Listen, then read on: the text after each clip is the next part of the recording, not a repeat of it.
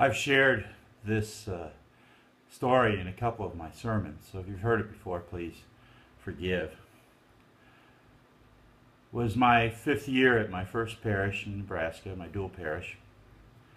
Sunday in January 1990, and I was getting ready to announce to the congregations there that I was going to take a call to serve at First Lutheran in Texarkana, Texas.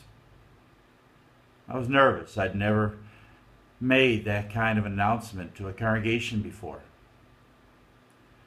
That Sunday, town congregation, one of the members walked in, sized me up, said to me, "Pastor Braun, I hope you have good news for us today."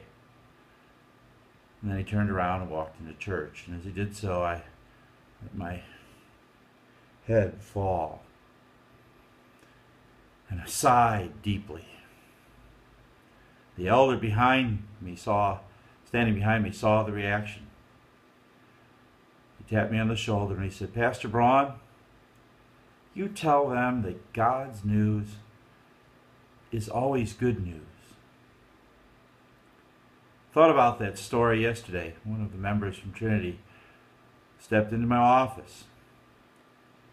She and her husband and their 2 children have been looking for a new place to live for, I guess, like 3 years. And praying and looking. And every time over the past 3 years that they thought they'd found a place, they'd get their hopes up. And then it would all fall apart. It's very frustrating and discouraging. Why can't we catch a break? Why does God keep saying no? Then a few weeks ago, they found an apartment again. This one was better than any other apartment they've looked at.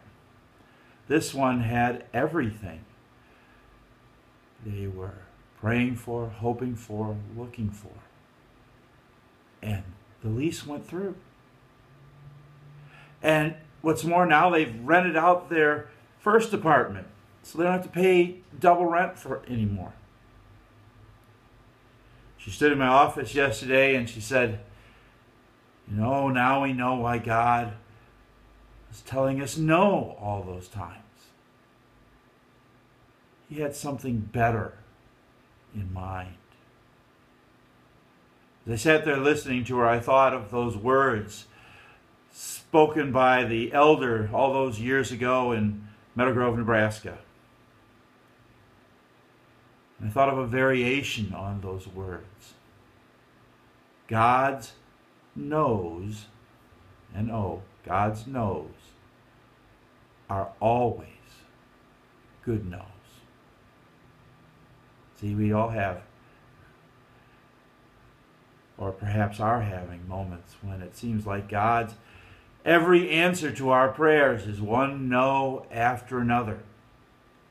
There are moments when it seems like the things we hope for will never fall into place, and we wonder, why can't I catch a break?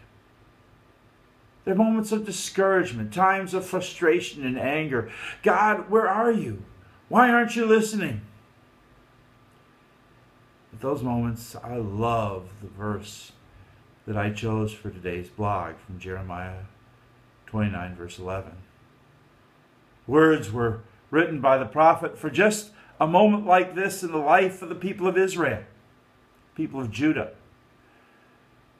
Their nation had been overrun, their capital conquered, their temple destroyed by the Babylonians, and the people of Judah were being taken into exile.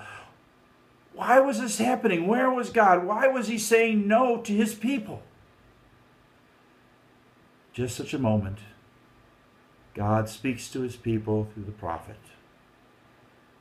"I know the plans I have for you, declares the Lord.